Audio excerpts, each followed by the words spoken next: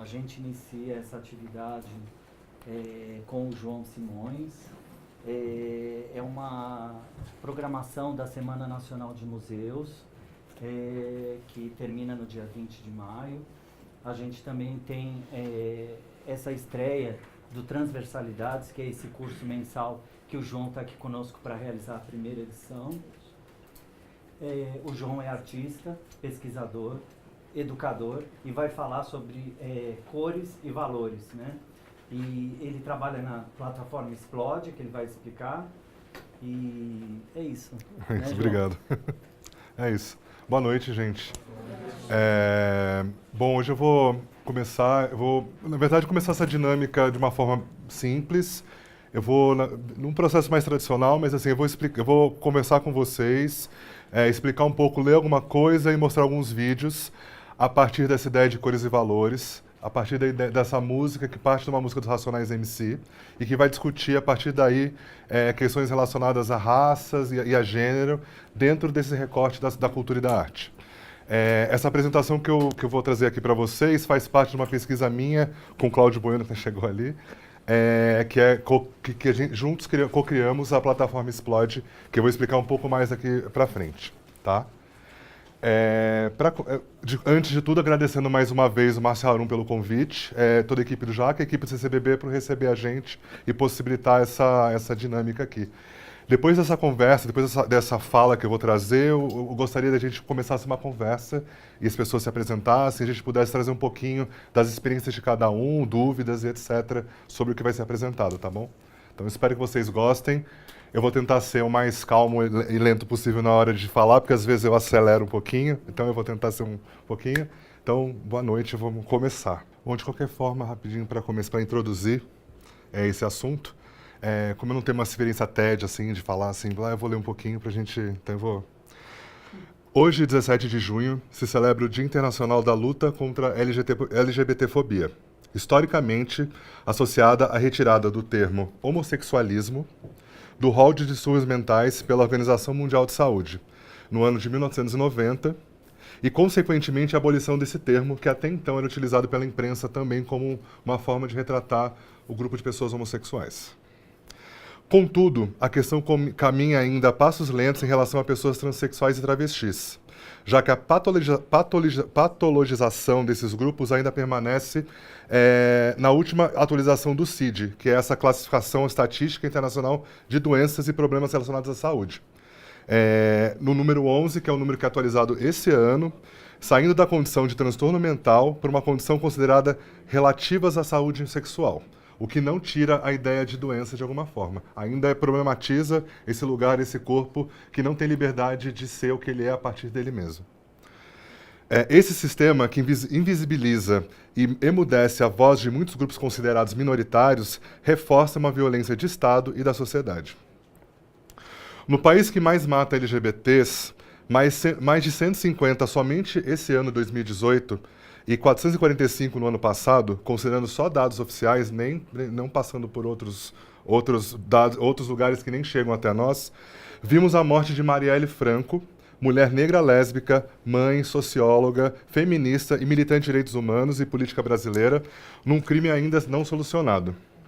E de Mateusa Passarelli, estudante de arte da UERJ, pessoa trans não binária, corpo estranho. Situações que nos expõem às nossas fraquezas e vulnerabilidades diante dessa questão que é tão urgente. Mas o embate para quem vem da favela e minha fala falando da violência contra as mulheres nesses 20 minutos, nós somos violadas e violentadas há muito tempo e muitos meses. Nesse período, por exemplo, onde a intervenção federal se concretiza na intervenção militar, eu quero saber como ficam as mães e familiares das crianças revistadas. Como que ficam as médicas que podem trabalhar nos postos de saúde? Como que ficam as mulheres que não têm acesso à cidade?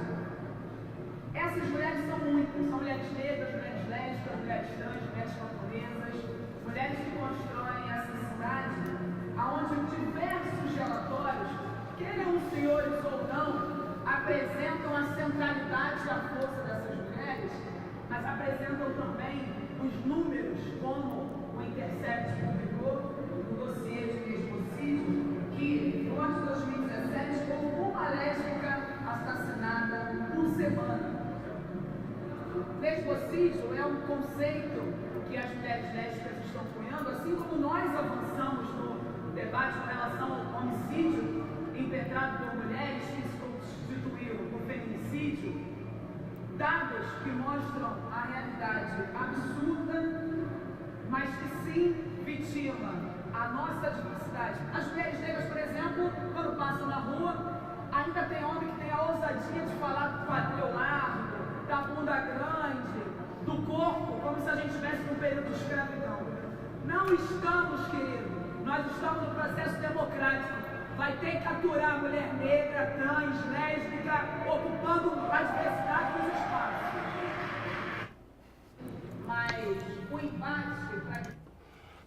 Esse foi pelo que eu me engano, esse foi o último o discurso da Marielle Franco na Câmara do Estado do Rio de Janeiro. Logo depois ela fez uma outra fala e, na sequência, ela foi assassinada, como todo mundo já sabe. Marielle traz uma questão importante aí também, que é a visibilização do discurso de certos locais. Quando ela fala de lesbocídio, é importante você trazer nome às coisas, porque é a forma que a gente encontra de trazer, de localizar essas questões nas políticas públicas de Estado, de cultura e etc. Nuvens e ovelhas negras desde sempre me acompanham. Na fase negra vem, era nós também assim. Na linha pontilhada eu vou indo, indo, indo. Na terra cujo herói matou 1 milhão de índios, pelas marginais os preto agem como reis. Gostar de nós tanto faz, tanto fez. Me degradar para vocês, nunca. Porque eu não falei, eles pensam que eu não sei. São Paulo tem dinheiro pra carai, para tentar, né? Sem perder o foco, olha o fluxo. De CrossFox, Tucson, X5, é o estouro preto, amarelo, ouro, é luxo.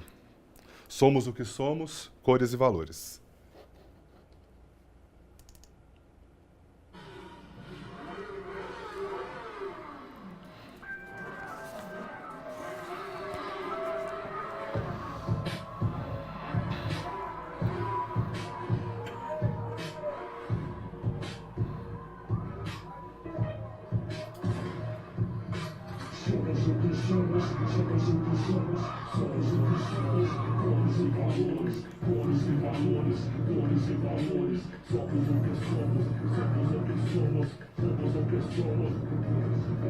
Conspiração funk internacional que Jamaica Queen, montão saber, função pra mim, tudo me fez assim, fechou neguinho.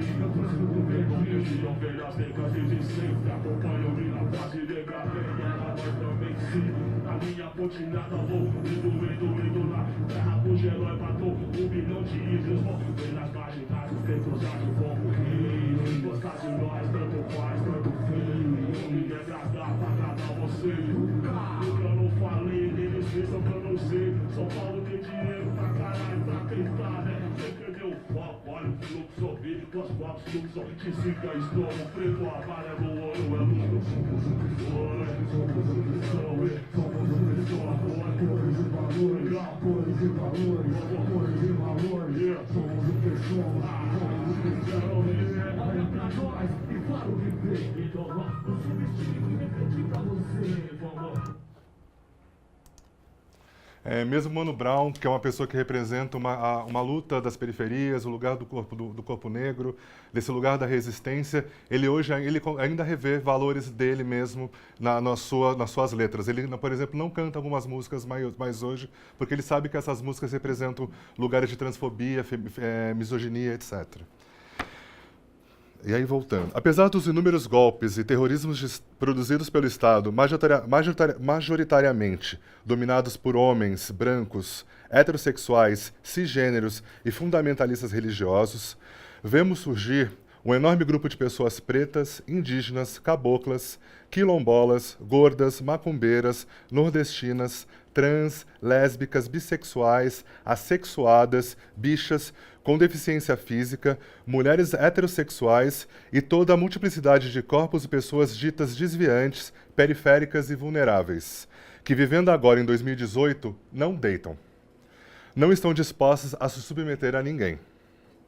As cores presentes na rima de Mano Brown, presentes no meu corpo, nos corpos de Mateus e Marielle, nos fazem refletir sobre as questões de racialidade já faladas anteriormente, assim como das cores dos movimentos de luta por equidade de gênero, do arco-íris da bandeira LGBT ao rosa, azul e branco da bandeira do orgulho trans.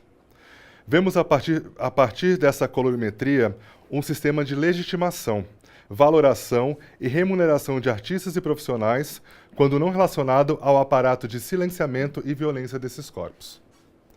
Contudo, com a clareza política de algo que lhes foi negado, como o acesso básico às escolas, à saúde, à alimentação, à mobilidade e ao conhecimento de suas histórias, essas pessoas criam agora seus próprios mecanismos de geração de força, inventando novas maneiras de estar junto, de aprender, de imaginar, de trocar, de roçarem-se uns aos outros, com o desejo e o afeto que não lhes pareciam inicialmente possíveis, quando nem mesmo acreditavam na beleza de seus corpos. Eu vou trazer agora alguns vídeos que são bem curtinhos, onde fala de pessoas que passaram pela Residência Explode, que é esse processo que a gente viveu, que eu vou explicar logo, rapidamente, mas que faz muito sentido em relação com essa parte do texto. Isso sim que acontece aqui no Brasil. Nós temos uma segregação endêmica. Cada vez que a gente é parado pela polícia, cada vez que a gente vai procurar um emprego, a gente sente o peso de ter um corpo inadequado.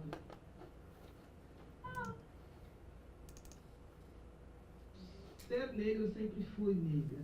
Entender-me como negra se deu através de um processo, né, de uma busca interna e do que isso significa, que está muito além da minha melanina. Né? A melanina é uma parte que logo denuncia, mas esse entendimento mesmo do que significa ser uma mulher negra na sociedade, esse é um processo que foi muito demorado e muito lento. E aí eu digo que feminista é aquela pessoa que pergunta por que não? E foram as mulheres, historicamente, que desde o início do tempo perguntaram por que não? Por que eu não posso? Por que eu estou excluída? Mas as populações negras também perguntam por que não? Isso é ser radical. E aí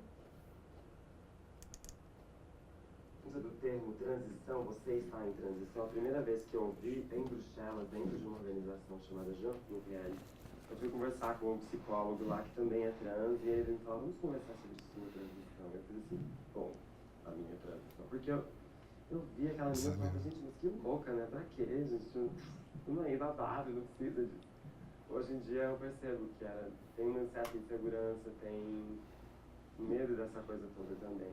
De um modo geral, o processo de transição envolve um processo hormonal, envolve um processo emocional, psíquico, físico. Acho que só pelo fato dessa tomada de impulso, abre-se, eu acho, muitas coisas na sua percepção, do seu corpo, para você ter força, tomar poder, para brilhar no mundo, para enfrentar coisas, para ficar quietinha também.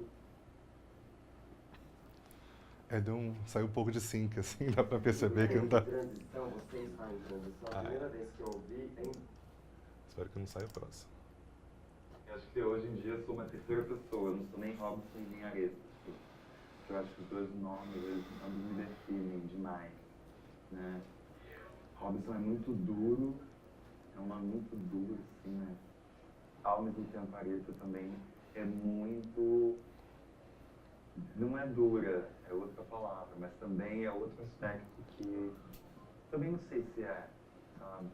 Eu acho que hoje essa pessoa, esse ser que sou eu, está no meio de tudo, essas duas identidades. Bem lesbiosona, bem femininona. Isso aí. Todas essas falas, esses trechos, são retirados de um documentário, um mini documentário chamado Cidade Queer, que é um documentário que hoje está disponível no canal Vimeo, depois eu posso passar o endereço para vocês, que é um projeto que aconteceu no ano passado, né? 2016. Aconteceu em 2016, que revolveu várias ações pela cidade, de alguns grupos, entre nós o Explode, lanchonete.org, entre outros grupos, tendo duas ações maiores, que foram a Residência Explode, e uma festa no centro da cidade, no Paço das Artes, na Praça das Artes, chamado Ataque. E aí, depois eu vou contar um pouquinho mais sobre eles. Mas aí ele retrata todo esse processo que aconteceram jantas, passeios pela cidade, e o que foi esses encontros e essas vivências dessas pessoas durante esse período, tá? Mas aí eu volto para explicar um pouquinho depois. Voltando ao texto aqui.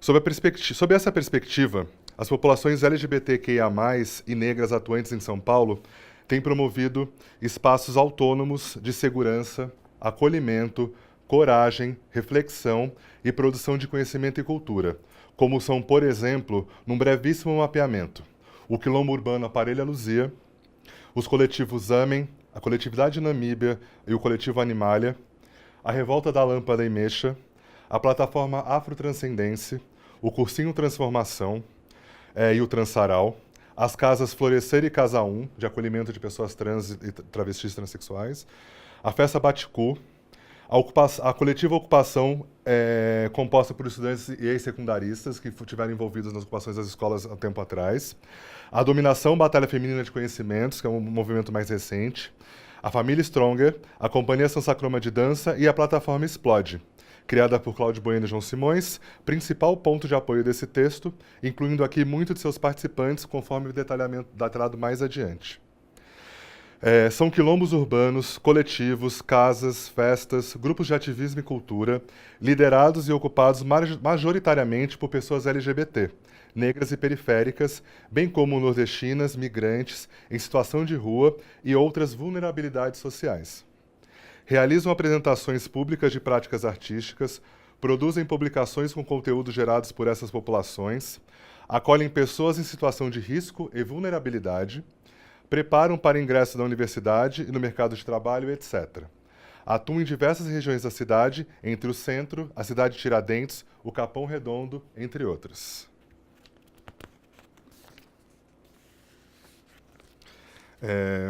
Eu vou trazer mais fazendo uma pausa, um outro videozinho de um outro coletivo, que é o Coletivo Amem, que eles têm uma festa que eles realizam constantemente, que é a Festa Amem, e nesse caso desse é um teaser do que aconteceu na SP na Rua, junto com o Coletivo Sistema Negro.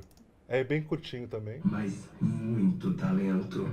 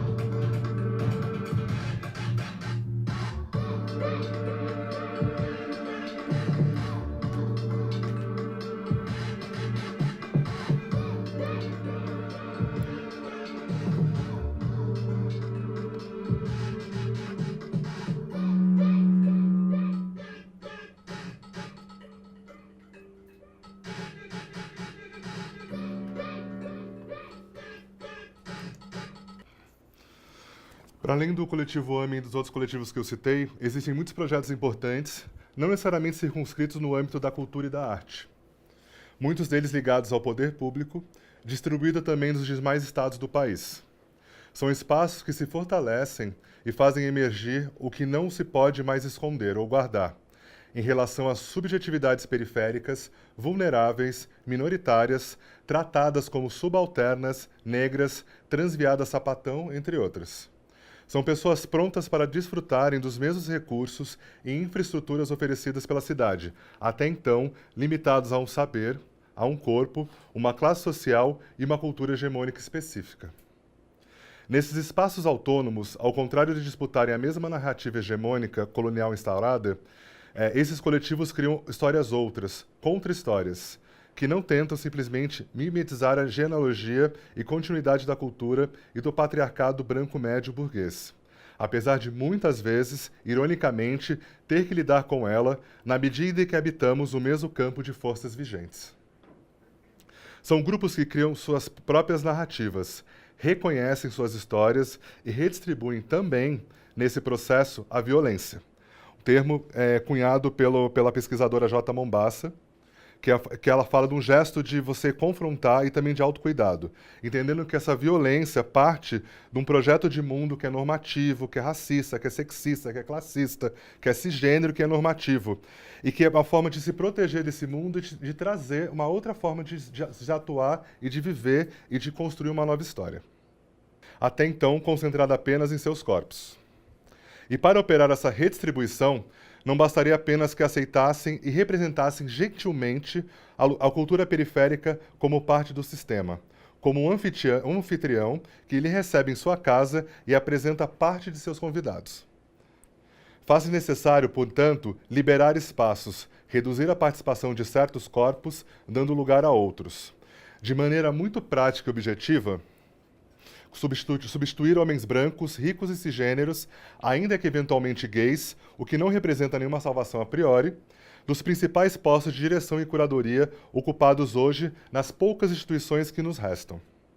A ocupação desses postos, naturalizada como neutra, quando não sabemos que não há sujeito neutro, é sintoma de um tipo específico de cultura e, consequentemente, de violência que reproduzimos entre combinações simbólicas, imaginárias, e a efetivação desse projeto na cidade. As pessoas que ocupam esses cargos, apesar de possuírem alguma consciência histórica sobre o assunto, lhes falta conhecimento íntimo e tátil em relação a esses corpos outros, como de quem sofre ataque nas ruas ou se encosta diariamente no ônibus cheio, no sofá da sala ou na cama. Por esse e outros motivos, essas pessoas não querem apenas ser representadas nos espaços, mas também falar por elas mesmas.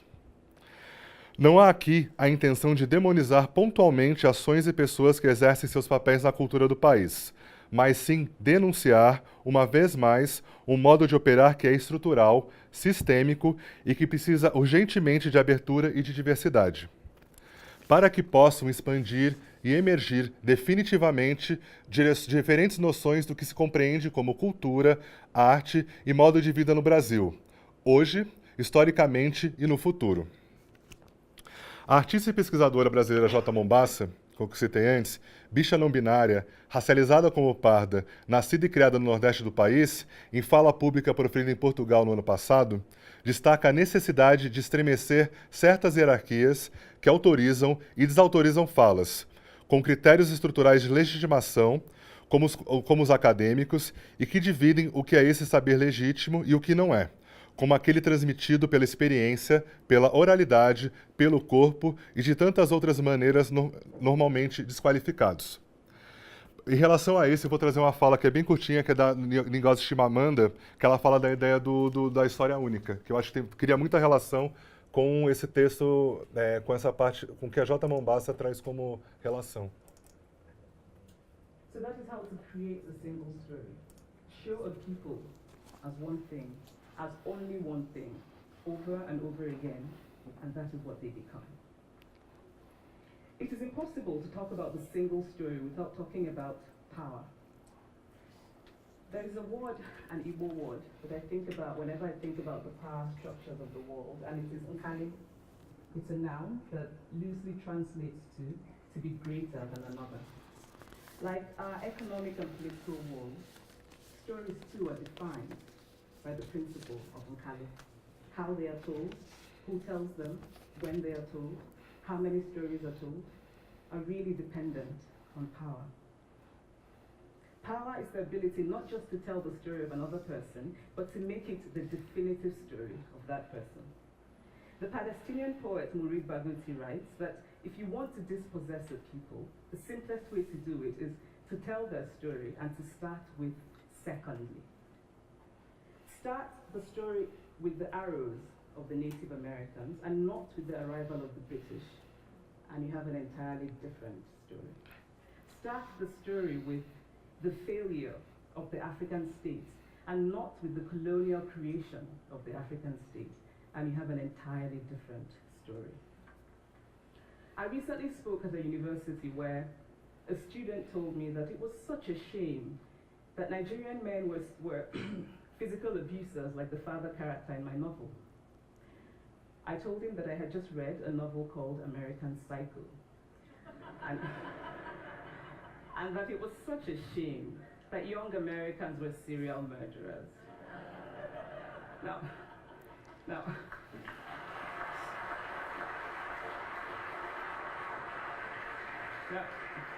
Now, obviously I said this in a fit of mild irritation, but it would never have occurred to me to think that just because I had read a novel in which a character was a serial killer, that he was somehow representative of all Americans.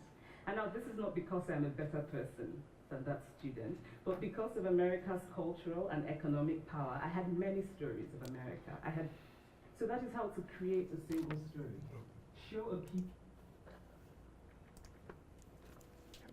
Foi a partir desse pensamento, intersecção e necessidade de intensificação desses diálogos em torno desses corpos, ideias, espaços, lutas, lugares de fala e subjetividades, que Cláudio e João criaram em 2015 a plataforma Explode. Essa plataforma tem como perspectiva a cultura, a aprendizagem e as artes entendidas como periféricas ou fora da norma hegemônica, aproximando e cruzando produções e reflexões em torno das noções de gênero, raça e classe social. Pretende, através de diálogos locais e transnacionais, já realizados entre Brasil, Estados Unidos, Canadá e África do Sul, tensionar e traçar a relação entre contextos que encontram certas coincidências, mas também diferenças a partir de seus processos culturais, históricos e geopolíticos. Essa plataforma se instala temporariamente em diferentes locais para a realização de seus encontros, mesclando diferentes qualidades de espaço e de campos de conhecimento. Instaura zonas autônomas temporárias que reúnem práticas visuais, de dança, de música, de performance, de literatura, além de festas, reflexões, escutas, falas e de tudo que possa surgir da demanda dos grupos de trabalho, num tempo intensivo, experimentado em possibilidades alongadas de diferentes modos de estar junto. E ao contrário de um projeto que discute e estuda o outro, elegendo um certo objeto de estudo precarizado, os propositores dessas imersões implicam-se de diferentes maneiras nesse processo. A primeira manifestação da plataforma foi a Explode Residence, 2016, uma residência internacional de 11 dias que aconteceu na casa onde o Cláudio nasceu e viveu até os 22 anos, na Vila Nova York, na zona leste de São Paulo, e que reuniu artistas visuais, performers, dançarines, agentes culturais, militantes e pesquisadores engajados em pensar e apresentar, a partir desse local, as potências desses corpos periféricos urbanos. O deslocamento para uma casa a 20 quilômetros do centro de São Paulo, no local com quase nenhuma instituição cultural, que no caso ali só o SESC, eu acho que é a instituição mais próxima, né? O SESC e o CEL são as instituições ali mais próximas e também depende de carro, transporte público, etc. Evidencia a necessidade de considerarmos uma expansão territorial para nossas práticas, corpos, ideias, modos de ser e de estar no mundo, com outras complexidades menos orientadas aos grandes centros, como a Zona Oeste paulistana, que tem sua pauta outras urgências, mas que não tem a ver com a infinidade de outras demandas da cidade. Através dos encontros públicos que atravessaram a residência, com convidados que falaram sobre colonialidade, pedagogia, corpos, periferias, gênero, sexualidade, migração, classe, música, dança e visualidades, o grupo se reconhecia e se elaborava diante dessas diferentes histórias, saberes, culturas e lutas, mobilizando e atualizando ideias, estados do corpo, do pensamento e da arte, em colaborações espontâneas que surgiam ao longo dos dias. Convidamos ainda, em colaboração com parceiros internacionais, o coletivo Ultra Red, que compartilhou seus protocolos de escuta e conversa, intitulado Vogueology. Só para entender, basicamente, o Vogueology é um protocolo baseado em metodologias de som e escuta, idealizados por esse grupo, pelo grupo anônimo, em parceria com o coletivo Ultra Red, para reflexão, análise e pesquisa de experiências de coletivos em tempo real. Então, é uma forma de você aplicar a ideia da escuta para entender acontecimentos, a história e de alguns grupos específicos. Nesse caso, que eu vou tentar explicar um pouquinho, eles aplicaram dentro das comunidades ballroom, que são essas comunidades norte-americanas, que hoje são conhecidas pela dança Vogue, que também vamos apresentar logo mais um pouquinho. Esse Vogueology foi realizado pela primeira vez a partir da comunidade ballroom, tendo como pergunta inicial qual é o som do ballroom, e qual é o som dessa comunidade, basicamente. Essa conversa intitulada Vogueology atravessa as presenças de Robert Samber e Michael Robertson. O Robert Samber é uma pessoa do coletivo, um professor do coletivo Ultra-Red, professor de uma universidade americana. E o Michael Robertson, ele é pesquisador, agente de saúde, e ele é o presidente da Federação Americana de Ballrooms nos Estados Unidos, assim, que reúne todas as comunidades negras, LGBTs e latinas que estão relacionadas a esse tipo de cultura nos Estados Unidos e no Canadá também. Esses protocolos aplicados disparam junto aos grupos de trabalho conversas e compartilhamentos de saberes e sentires íntimos e profundos, reforçando uma política fortemente baseada no afeto, nas relações e nas alianças, evitando reduzir reuniões ao simples pensamento de estratégias de ação. Como parte desse grupo internacional que vive em Nova York, contamos ainda com a participação do legendary icon do Vogue, Pony Zion. Pony, em parceria com o brasileiro e performer Félix Pimenta, abriram a casa e ofereceram workshops e batalhas de dança, junto de inúmeros participantes das periferias da cidade e do estado de São Paulo, bem como de outros estados brasileiros.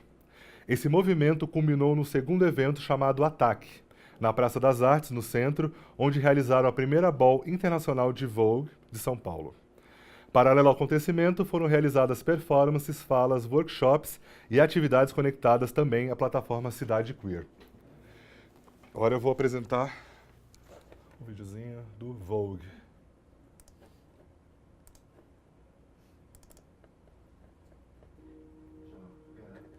Ai, tá bom.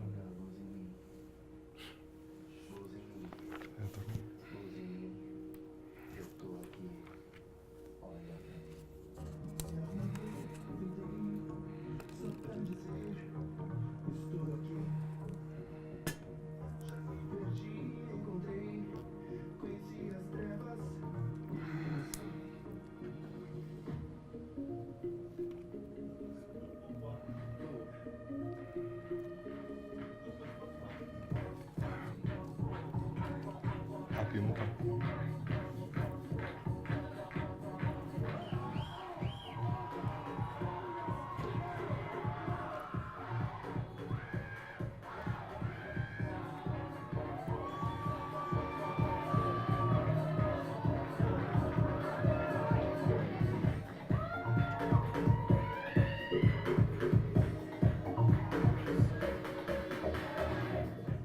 Dentro da pesquisa do Ultra-Red, eles trazem um pouco da história do Vogue e a história das comunidades de Ballroom. É uma comunidade que surge por volta da década de 50 e 60. Ballroom comes out of this space. It emerges out of crisis. And it was one of the spaces because there was a 3-decade campaign to get rid of black queerness in Harlem. It was one of the spaces, the premier largest space that was not only a safe space for black LGBT people, but was a space of what I call again around political and theological claiming around our divine right to exist. Entre vários aspectos, dentro dos drag balls, que eram esses bailes de drags, and we began to create houses. Começam a surgir os bailes, esses ballrooms. Todas as pessoas que viviam e que participavam dessas houses, eles iam lá para dançar e para batalhar pela honra que era fazer parte desses lugares. Mas aí você começa a ter, por exemplo, o surgimento do Vogue. Vogue is self-expression, movement of the body, being comfortable in your skin, allowing sound, music, and celebration all in one form of performance.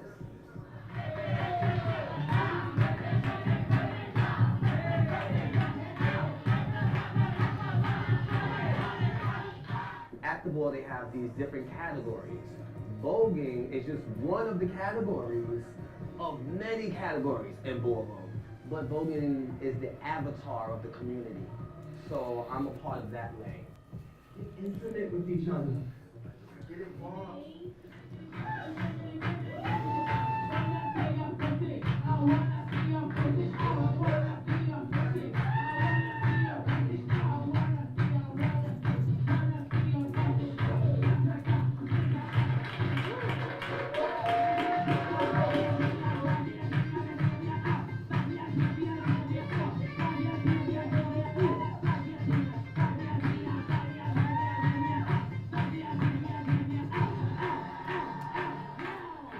ballroom community is a community that continuously goes through pain.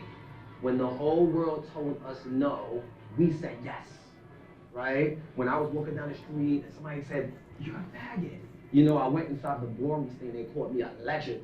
They called me an icon, and still to this day. That's why I vote.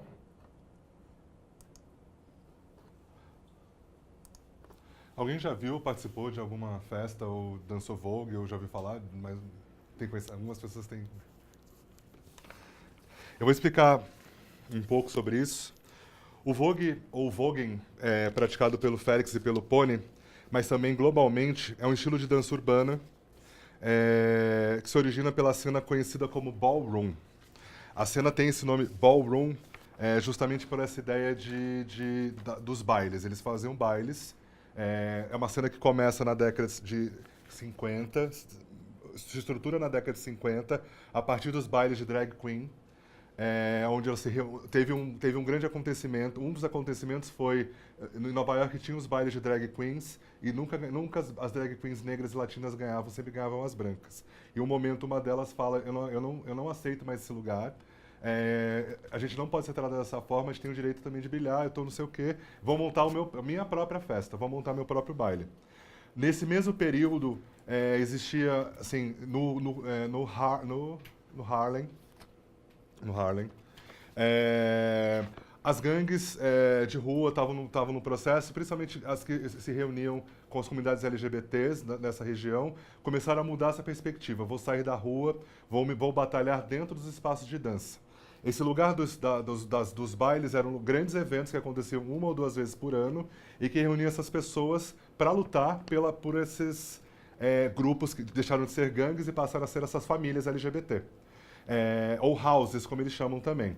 As houses inicialmente começam com nomes de grandes nomes da moda. Então tem House of Miss Ha, House of Gucci, House of Prada, e aí outros nomes, House of Ninja, House of... Enfim, tem essa nomenclatura que ela é de valor, ela tem um glamour, ela traz isso muito forte. E fazer parte desse grupo é fazer parte de uma comunidade de acolhimento, de apoio, uma comunidade que tipo, te ajuda e te possibilita alcançar algumas coisas. Inicialmente, esses bailes eram bailes que começaram primeiro com as drags, os concursos de drags, depois eles passam para a ideia do realness. A ideia do realness é uma ideia de uma representação de um lugar que já existe na sociedade. Então, por exemplo, mas eu não tenho acesso. Então, pensa uma comunidade negra periférica na década de 60 nos Estados Unidos, que não tinha acesso à educação. Então, eu vou representar um aluno de escola uniformizado, porque assim, o Estado não facilita, a sociedade não possibilita que eu acesse esse lugar. Então, eu vou dar o melhor, que naquele lugar do baile, eu vou representar que eu posso sim ser um estudante de uma escola. E ele chega de mochilinha, ele chega bonitinho, vai lá e e desfila como estudante de escola.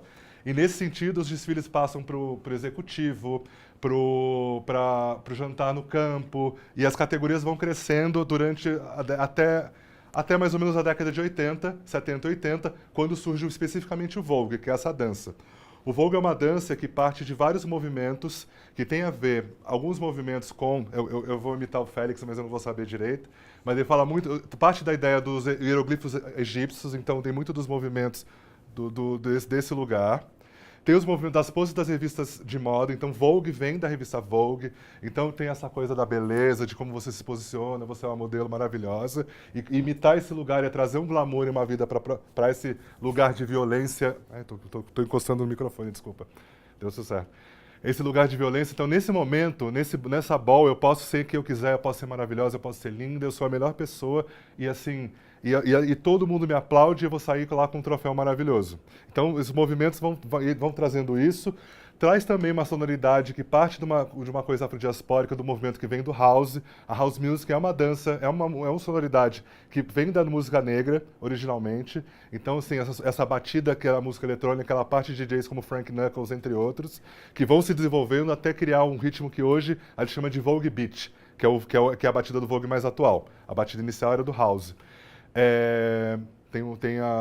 E também tem um pouco dos ritmos caribenhos aí nesse movimento. Então a gente tem hoje a revista Vogue, movimentos egípcios, que também tem a coisa da languidez, e aí essa coisa vai se construindo a partir dessa dança e vai surgindo o Vogue como ele é conhecido hoje.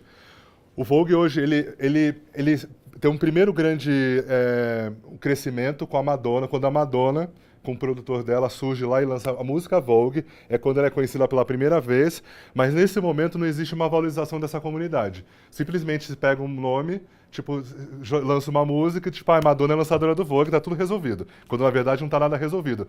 Nesse momento, tipo, a gente tem a crise da AIDS, nesse momento a gente tem uma crise econômica muito forte no mundo, e essa galera, tipo, tá morrendo, essa galera não tá conseguindo nada, essa galera tipo, não tá colhendo os frutos desse sucesso desse movimento todo que eles criaram.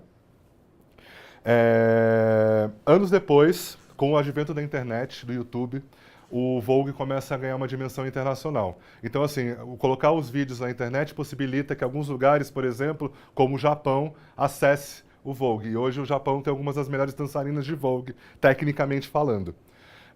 Ou chegar em Paris, que era o sonho do Willie Ninja, que era um dos grandes dançarinos de Vogue, e aí cria a House of Ninja em Paris, por exemplo, com a comunidade negra de Paris.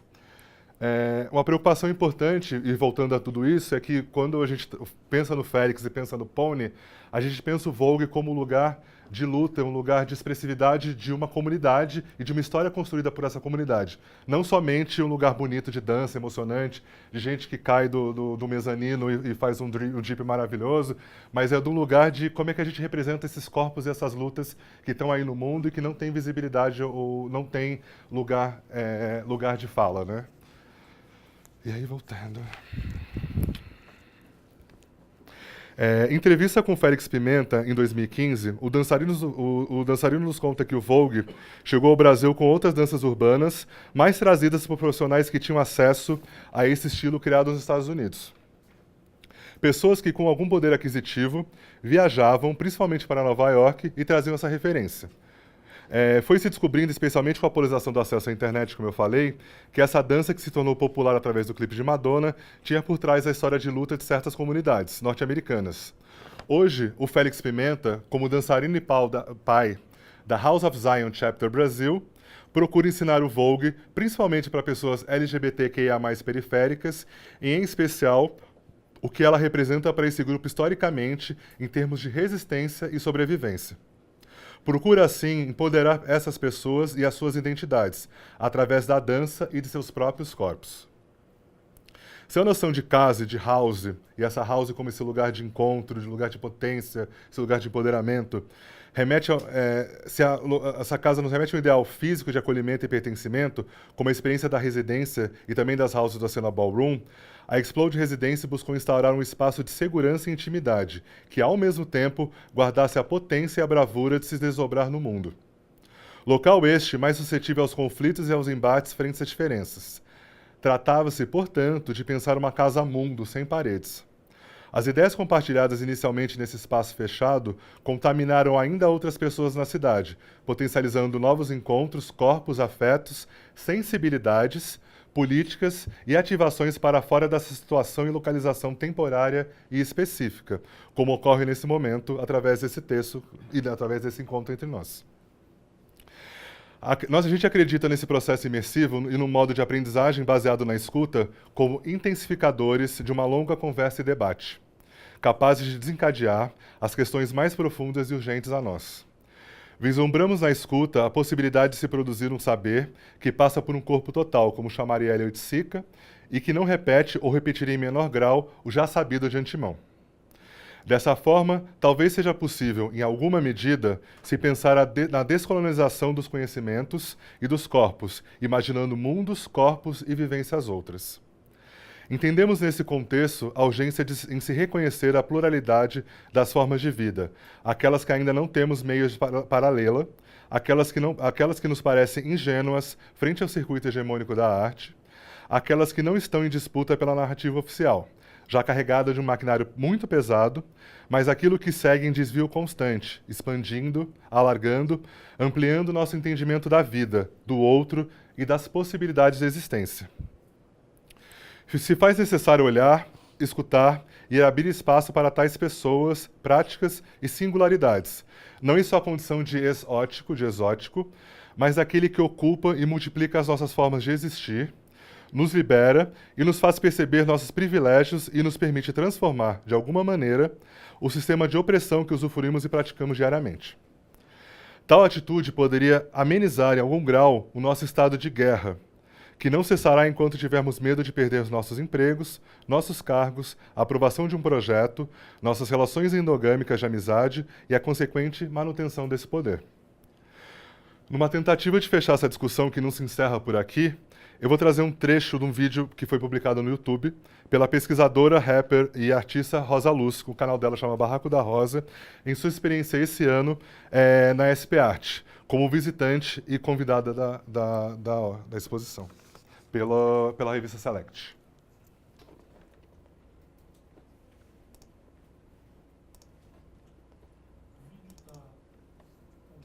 Eu me senti muito sozinha, tá no me senti trecho, muito né? deslocada quando eu entrei nessa feira. E olha que eu sou uma artista convidada para participar da SP Arte, né? Além da Talks, eu também fui convidada para participar de uma performance desse mesmo evento.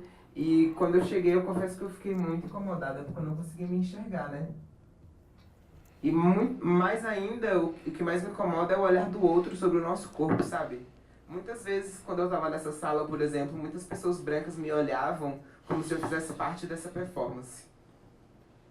E olha que engraçado, que eu nem fazia parte dessa performance, eu estava ali como espectadora. Mas o olhar é tão racista que às vezes eles não entendem que nós podemos estar em todos os lugares, de cabeça erguida, sabe?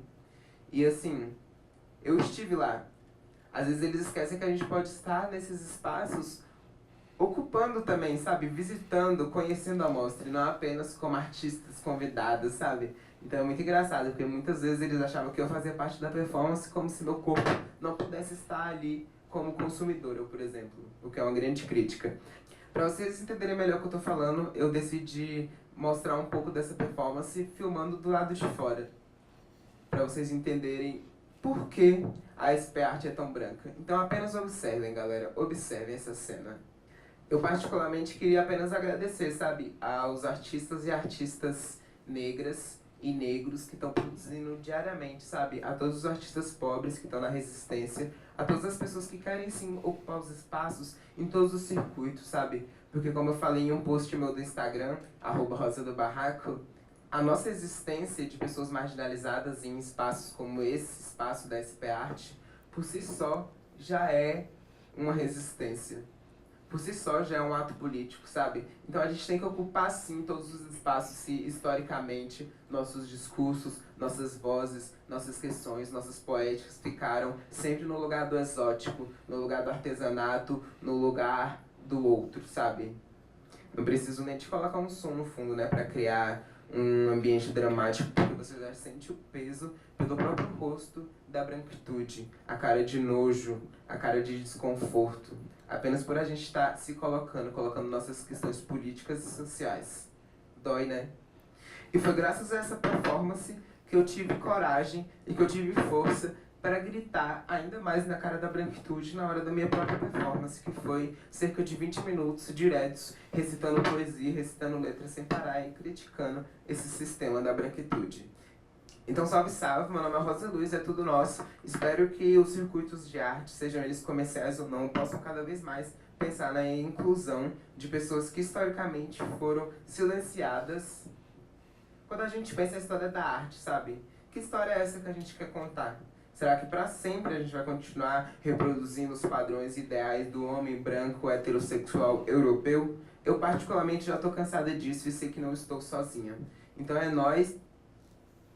Eu me senti muito sozinha, eu me senti muito... E é isso, gente, assim, obrigado por essa explanação.